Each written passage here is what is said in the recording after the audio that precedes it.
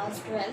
आज आपका टॉपिक पढ़ेंगे इलेक्ट्रिक फील्ड। इलेक्ट्रिक फील्ड क्या होता है, कैसे इसको पता करते हैं कि कैसे ये क्रिएट होता है, प्लस क्यू चार्ज के बाहर कैसा होता है, माइनस क्यू के तरफ कैसा होता है।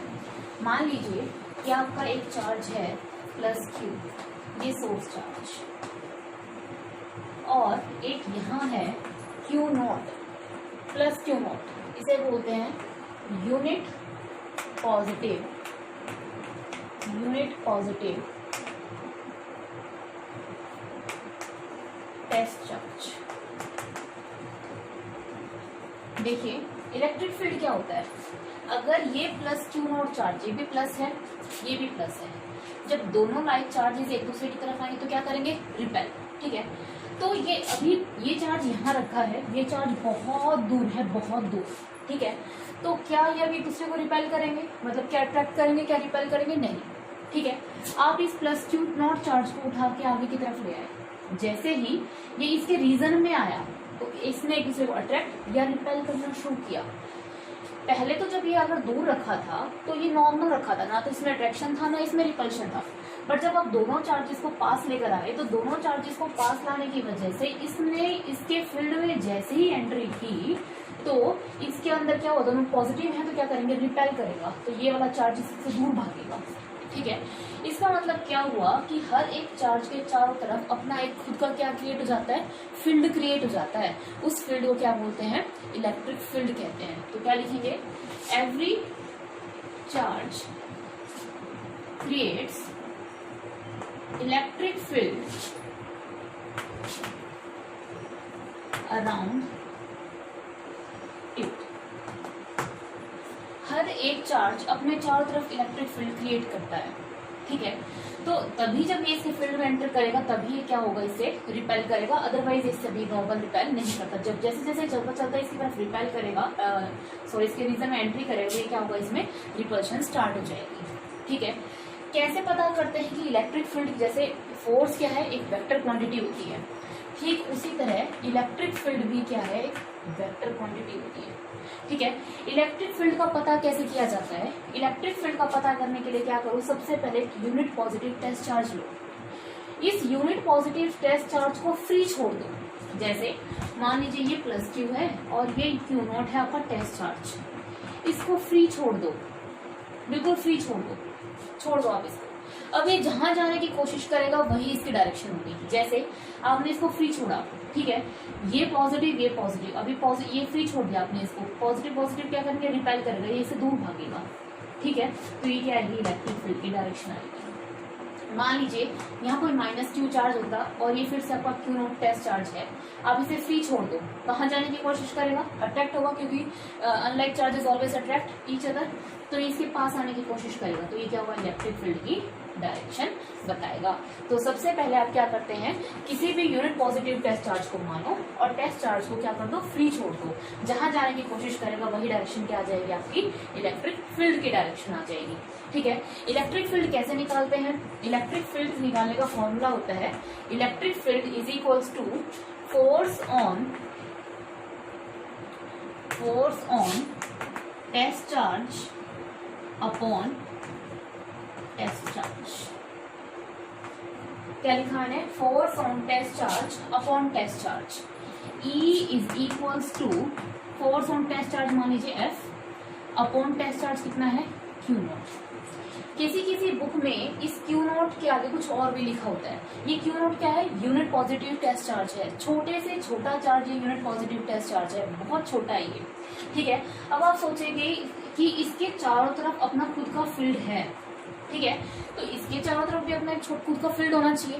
मैंने क्या कहा, जब भी किसी चार्ज को आप किसी की तरफ लेकर आते हो तो वो किसी से अट्रैक्ट या रिपेल करते हैं, तो अट्रैक्ट या रिपेल कब करेगा, जब ये इसके फील्ड में एंटर करेगा।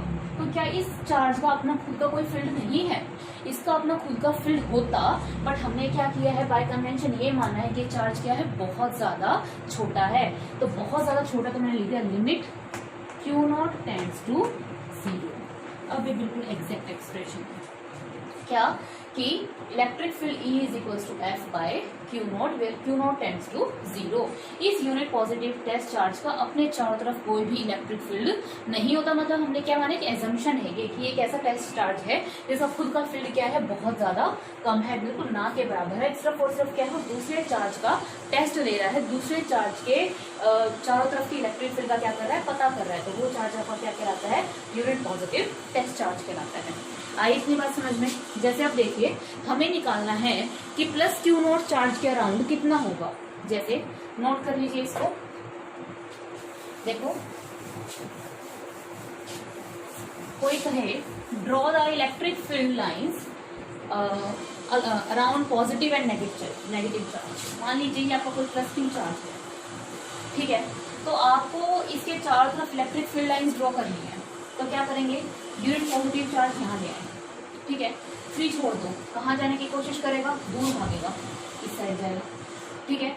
इधर ले आओ क्यू नॉट को, यूं भागेगा, इधर ले आओ, यहाँ जाएगा, इधर ले आओ, दूर भागेगा, इधर दूर भागेगा, इधर दूर भागेगा, इधर दूर भागेगा, इधर दूर भागेगा, ठीक है। तो ये किसके अराउंड आ गया, पॉजिटिव चार्ज के अराउंड। एक बार नेगेटिव के अराउंड और देखो, ये माइनस क्यू चार्ज। आप इस क्यू नॉट को ले आओ, फ्री छोड़ दो, कहाँ जाने की कोशिश करेगा, इसके पास आएगा, ठीक है, इसके पास आएगा तो मतलब इधर आएगा। ऐसे ही क्यू नॉट को इधर ले लो, इधर लोगे तो ये कहाँ जाएगा, इधर। सिमिलरली इधर लेकर आओगे तो ये इसकी तरफ, इसकी तरफ, इसकी तरफ, इसकी तरफ, इसकी तरफ और इसकी तरफ। ये देखो, इसमें इलेक्ट्रिक फील्ड लाइंस कैसी हैं, चार्ज से बाहर की तरफ जा रही है, और इसमें क्या रहा है, बाहर से अंदर की तरफ आ रही है। तो मैं क्या लिखूं, these are from charge to infinity and going away from the charge, going away from plus q charge। देखो इसके अराउंड जो चार्ज है, जो लाइंस है, वो चार्ज से दूर जा रही है ना, दूर जा रही है ना, इससे ये चार्ज है, इससे दूर जा रही है ना, अवे फ्रॉम द चार्ज। और कहाँ जा रही है, बहुत दूर तक जाएंगी, है ना। किसी भी पॉइंट पे मैं कहूँ यहाँ क्या होगा, यहाँ क्या होगा, यहाँ क्या होगा, दूर दूर दूर दूर तक जाएंगे, ठीक है। फ्रॉम चार्ज टू इंफिनिटी, ये क्या आ रहा है, इंफिनिटी से चार्ज की तरफ आ रही है ना।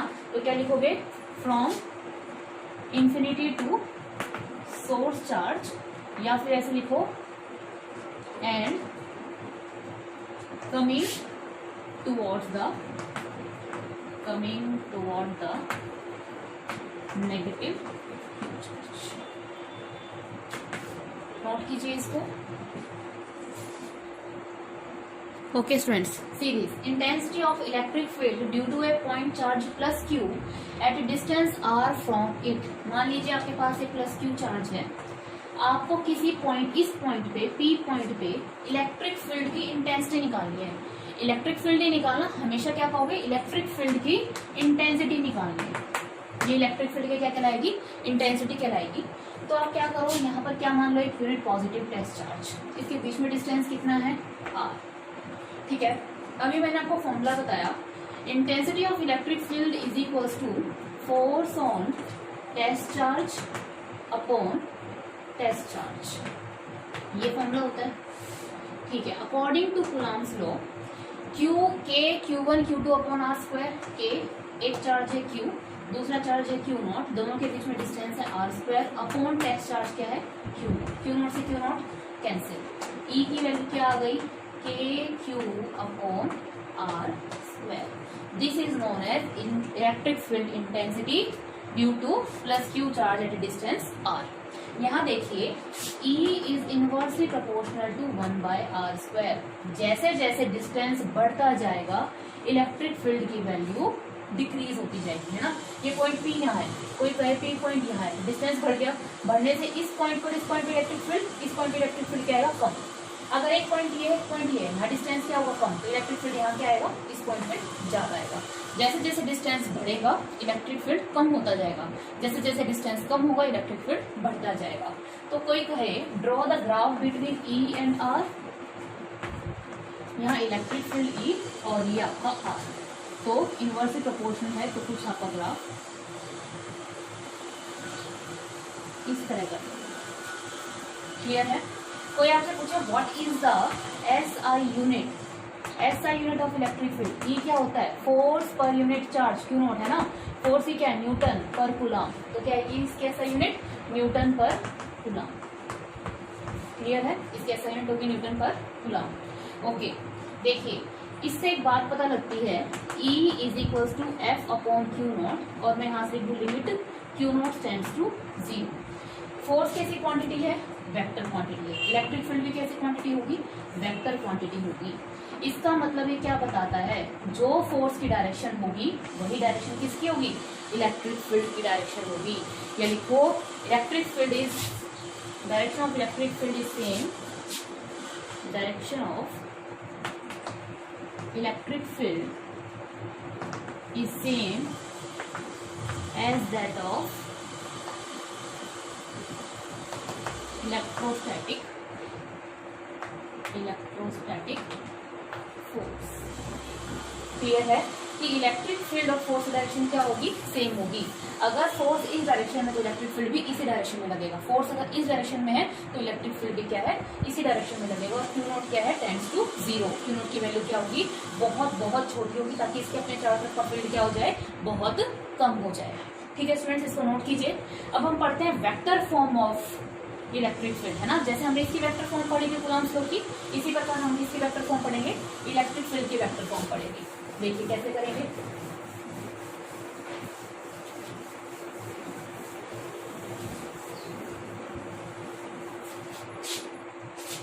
देखिए vector form, electric field I आपके पास K Q upon R square, है ना। बताया था इलेक्ट्रिक फील्ड कैसी क्वांटिटी है, वेक्टर। तो अगर यहाँ वेक्टर लगा किसी किसी मल्टीप्लाई कर दो यूनिट वेक्टर से। यूनिट वेक्टर क्या होता है, वेक्टर अपॉन इट्स मैग्नीट्यूड, है ना, वेक्टर अपॉन इट्स मैग्नीट्यूड, ये यूनिट वेक्टर कहलाता है। तो क्या बनेगा, K Q upon R square vector upon its magnitude. तो क्या बन गया भाई, ये K Q R upon R cube, ये आ गई इसकी वेक्टर फॉर्म।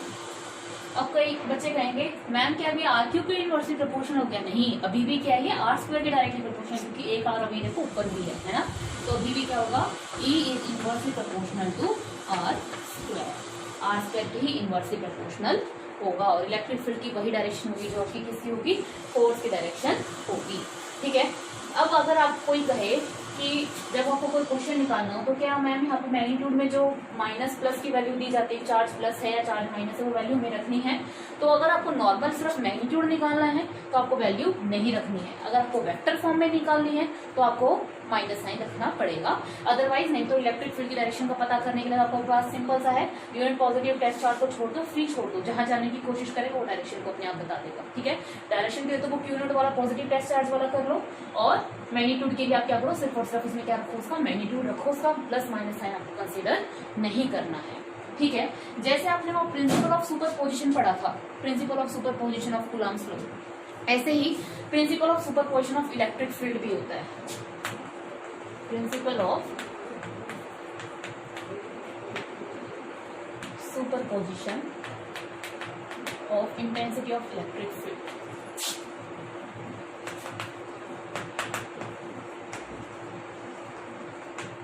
आपको अगर याद हो तो हमने ऐसे किया था कि एक चार्ज है Q1, दूसरा चार्ज है Q2, Q3, और आपके पास ऐसे ऐसे Qn चार्जेस हैं। इसका पोजीशन वेक्टर है आपके पास R1, इसका पोजीशन वेक्टर है R2, इसका पोजीशन वेक्टर है R3, और ऐसे करते करते आपके पास nth का पोजीशन वेक्टर है Rn। तो आप क्या करो, एक unit positive test charge consider कर लो। ठीक है, इसका पोजीशन वेक्टर मान लो कितना है आपका R0। ठीक है, तो आपने टोटल फोर्स निकाला था। फोर्स कैसे निकाला था, F is equal to force on test charge due to 1 plus force on test charge due to 2, क्योंकि फोर्स कैसी क्वांटिटी है, वेक्टर क्वांटिटी। उससे आप क्या करो, वेक्टर अलजेब्रा से इसको ऐड कर दो, वेक्टर फॉर्मूले से इसको ऐड कर दो, F03 अप टू F0n। ठीक है, यही किया था। F01 की वैल्यू हमने क्या की थी, F is equal to K Q0 Q1, आपको अगर याद हो तो बताया गया था R10 का square, R10 vector upon r10 का मैग्नीट्यूड, यही था। या फिर अगर आप सीधा फर्स्ट स्टेप अगर मैं पूरा लिखूं तो ऐसे लिख सकती हूँ, वेक्टर बनाना है आप r10 टैप। अब ठीक है, इसी तरह इसको लिखोगे के Q0 Q2 R20 का स्क्वायर और R20 की कैप, प्लस इसके लिए लिखोगे के Q0 Q3 R30 स्क्वायर और R30 की कैप। और ऐसे ही F0N के लिखोगे तो क्या लिखोगे के Q0 QN RN0 का स्क्वायर और RN0 की कैप। ठीक है, यहाँ से देखो के और के सब में से कॉमन आ रहा है, Q0 Q0 Q0 Q0 सब में से कॉमन आ रहा है, कॉमन निकाल लो, क्या बचेगा F इज इक्वल टू के Q0, कॉमन आ गया। क्या बचा, सॉरी बेटा यहाँ Q1, क्या बचेगा Q1 R10 का स्क्वायर। अच्छा ये यूनिट वेक्टर है तो वेक्टर अपॉन इट्स मैग्नीट्यूड, तो 2 और 1 और आएगा कितना होगा क्यूब, तो R10 का क्यूब और R10। ऐसे ही इसमें से क्या बचेगा Q2, मैं क्या लिख रही हूँ Q0 Q2 है ना, Q0 Q2 R20 का क्यूब और R20 वेक्टर। ऐसे करते करते Q0 को आपने बाहर निकाले, के बाहर निकाले तो क्या बचा QN RN0 का क्यूब और RN0 वेक्टर। ठीक है, तो आपके पास ये क्या आ गया, complete according to the principle of superposition आ गया। ये आपको कूलम्ब्स लॉ से सुपरपोजिशन आ गया, पर हमें निकालना क्या है, इलेक्ट्रिक फील्ड निकालना है, इंटेंसिटी ऑफ इलेक्ट्रिक फील्ड निकालनी है। और आपको पता है इंटेंसिटी, आपके पास जो फोर्स का एक्सप्रेशन आया था वो के Q0 Q1 R10 वेक्टर और R10 का cube, Q2 R20 vector R20 का क्यूब, और ऐसे करते करते QN RN0 अपॉन RN0 का क्यूब आया। ठीक है, तो ये तो सुपरपोजिशन प्रिंसिपल से आपका फोर्स हो गया। अगर आपको निकालना क्या है इलेक्ट्रिक फील्ड, तो E क्या होगा, E is equal to F upon Q0।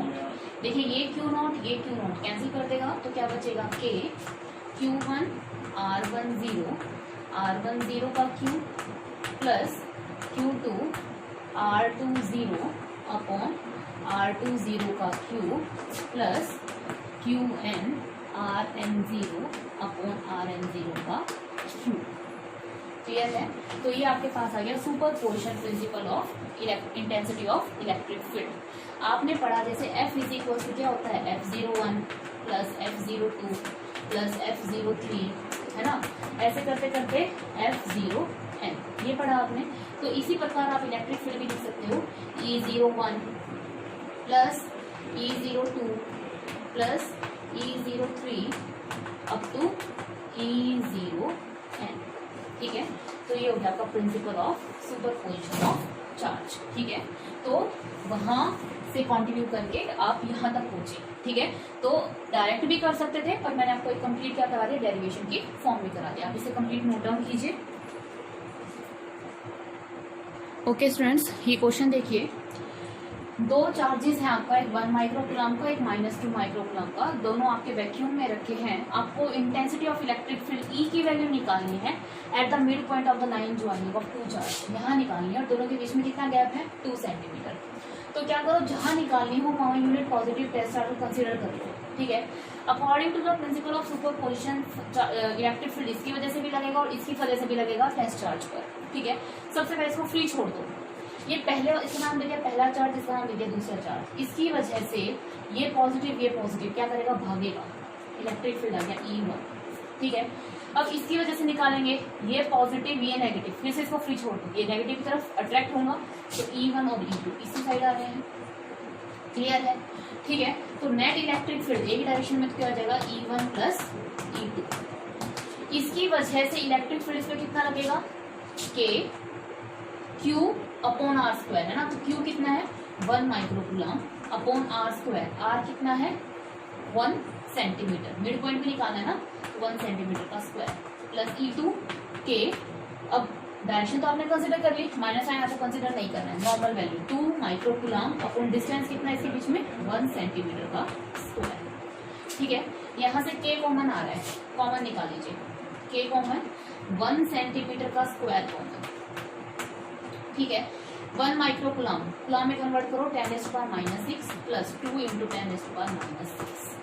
ठीक है, तो ये आपके पास आ गया कि सेंटीमीटर को मीटर में करेंगे तो 10⁻⁻² का होल 2 और 3 इंटू 10⁻⁻⁶। ठीक है, k की वैल्यू कितनी होती है 9 इंटू 10⁻⁹ इंटू 3 इंटू 10⁻⁻⁶ और 10⁻⁴।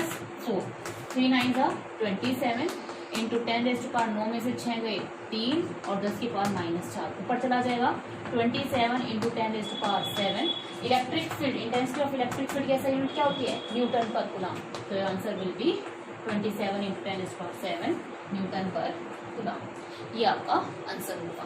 ठीक है, तो आज के लिए आपका topic what is electric field, intensity of electric field, superposition और उसके ऊपर एक न्यूमेरिकल। ठीक है, नेक्स्ट वीडियो में हम इलेक्ट्रिक फील्ड का ग्राफ पढ़ेंगे एक्स एक्सिस के साथ, डिफरेंट चार्जेस के साथ। Okay students, thank you.